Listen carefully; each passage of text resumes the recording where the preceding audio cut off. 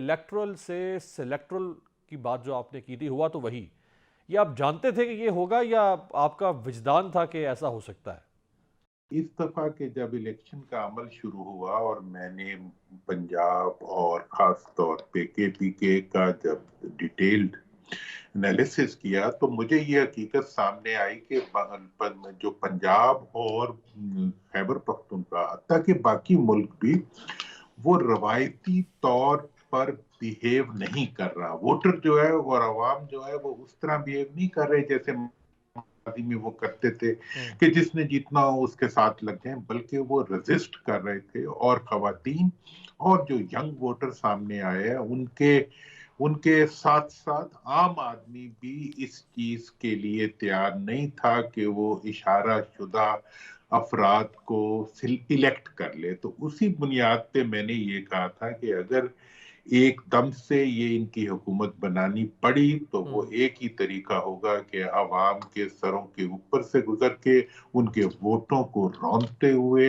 اور ان کی خواہش کو دباتے ہوئے اور جمہوریت کا منہ سیاہ کرتے ہوئے کسی آدمی کو لایا جا سکتا تھا. ہمارے ساؤتھ پنجاب کی میں آپ کو بتاؤں، میں وہاں جا کے بڑے بڑے وڈیروں سے ملا. میں نے انہیں کہا کہ جی آپ کے سامنے کون کھڑا ہو سکتا ہے، آپ کیوں ریزسٹ کر رہے ہیں اسٹیٹ پریشرز کو اور گورنمنٹ کے پریشرز کو؟ انہوں نے کہا کہ نہیں، اس دفعہ تو اگر ہمارا نوکر بھی ہمارے سامنے کھڑا ہو گیا تو وہ ہمیں پچھاڑ جائے گا. اچھا اچھا. تو یہ کیفیت دیکھنے کے بعد میری جو اسیسمنٹ تھی وہ یہ سمجھتے ہیں جو پتہ نہیں کوئی کسی نے بتایا، مجھے کسی نے نہیں بتایا. میں نے عوام کی آنکھیں اور ان کے ایکشنز کو دیکھنے کے بعد یہ کہا تھا کہ یہ نہیں ہو سکتا. اور مجھے پتا تھا کہ میاں صاحب جو ہے وہ بھی وزیر اعظم نہیں بن سکیں گے، کیونکہ یہ جو مانگے تانگے کی نہیں بلکہ کھینچی تانی کی جو اقتدار ہوتا ہے اور مینڈیٹ ہوتا ہے، وہ مینڈیٹ جو ہے وہ آپ کو وہ اختیار نہیں دیتا، اتنا بھی نہیں دیتا جتنا آپ ماضی میں لیتے ہیں. دورانی صاحب یہ کیا ہوا یہاں پہ؟ ایک مسنگ لنک ہے، وہ سمجھ نہیں آ پا رہا. اگر آپ سمجھا سکیں کہ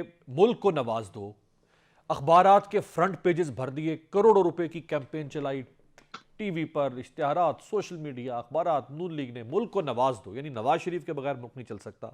16 ماہ کی حکومت پہ بھی کہا کہ وہ اس لیے کامیاب نہیں ہوئی کہ نواز شریف نہیں تھے. نواز شریف ایم این اے بھی بن گئے ایک سیٹ پہ جیسے تیسے. اب وہ ایم این اے بھی بن گئے، ان کی پارٹی حکومت بھی بنا رہی ہے، لیکن نواز شریف وزیر اعظم نہیں بنتے. کیوں نہیں بنتے سر؟ اچھا دیکھیں، میرا اس کے بارے میں خیر میاں صاحب کی بھی غالباً یہی رائے ہے اور ان کے قریبی ساتھیوں کی بھی یہی رائے ہے کہ ان کے خلاف سازش ہوئی ہے. جتنے دیکھیں، جیتا تو یہاں کون ہے وہ آپ کو پتا ہے، یہاں تو سبھی جتائے گئے لوگ ہیں، ٹھیک ہے جی. تو جو ہارے ہیں وہ بھی وہ نہیں ہے کہ وہ ہار گئے ہیں، وہ جتائے نہیں گئے. اس کے اوپر جو کانسپریسی تھیری میاں صاحب اور ان کے قریبی لوگ بلڈ کر رہے ہیں وہ یہ ہے کہ جو حقیقت میں اسٹیٹ لائلسٹ ٹو میاں نواز شریف صاحب تھے ان کو ہرا دیا گیا. بلکہ میں نے تو یہ کہا تھا کہ پی ایم ایل این کی جگہ پی ایم ایل ایم کی حکومت آ گئی ایک سازش کے ذریعے، اور میاں صاحب بیچاروں کو انہوں نے آٹے کے تھیلے پہ لگا دیا پرائم منسٹر ہاؤس سے نکال کے. انہوں نے کہا جب جیتے ہوا تو کوئی بھی نہیں ہے، سارے ہی جتائے گئے ہوئے ہیں، تو چلو جتائے گئے ہوں تو جو زیادہ تابے دار ہو وہی آ جائیں، یا جو زیادہ کمپرومائز کر سکتے ہوں وہ آ جائیں. میاں صاحب کے بارے میں شک تھا کہ وہ کمپرومائز اتنا نہیں کریں گے جتنا شہباز شریف کر سکتے ہیں. مریم نواز کا پہلا حکمرانی کا تجربہ ہے، سافٹ امیج بلڈ کرنے کی کوشش ہو رہی ہے، میڈیا مینجمنٹ ہو رہی ہے، سوشل میڈیا پہ ان کے سرپرائز وزٹس ہو رہے ہیں.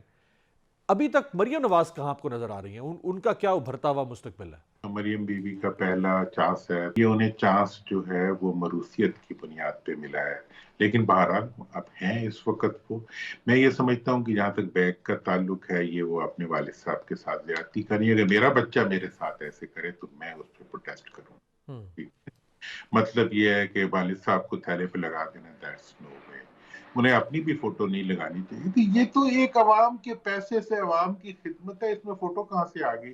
اس لیے اس کے اوپر انہیں اصرار نہیں کرنا چاہیے.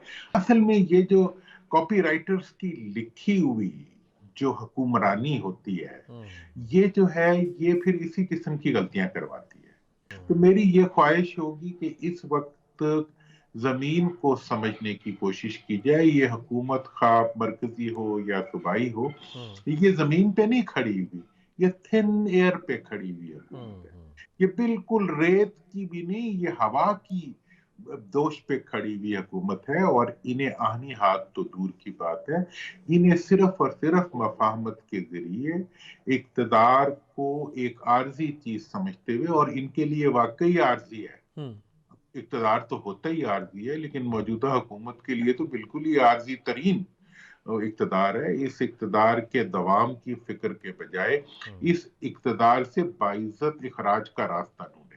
آپ نے عمران خان صاحب کے دور میں بھی کوشش کی تھی، پی ڈی ایم کے دور میں بھی آپ نے کوشش کی، الیکشن سے پہلے بہت ایکٹیو آپ رہے کہ کوئی ریکنسیلیشن چیزیں موو فارورڈ ہو سکیں، نہیں ہو سکا۔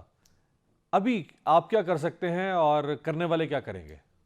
میرا اس وقت یہ خیال تھا، اور ابھی بھی یہ ہے، کہ ایک تو سیاسی قوتوں کو، میں نے جب یہ سارا ایکٹیویٹی شروع کی تھی تو میں نے 3 لفظوں پہ مشتمل ایک ایجنڈا دیا تھا کہ پاکستان، جمہوریت اور فوج، ان کو آپ سیاست سے سائڈ پہ، اور اسی کی بنیاد پہ آپ مفاہمت کو آگے بڑھائیں۔ پھر میں نے نیشنل یونٹی گورنمنٹ کا ایک فارمولا دیا تھا، تاکہ مل کے ایک دفعہ ملک کو آگے بڑھانے کے لیے ہم سب اپنی ایفرٹ کریں۔ لیکن میں یہ دیکھنے میں ابھی تک میں یہاں پہنچا ہوں کہ ہمارے سیاستدان جو ہے وہ ابھی ذاتی مفاد کی گرداب سے نکلنے کے لیے تیار نہیں ہے۔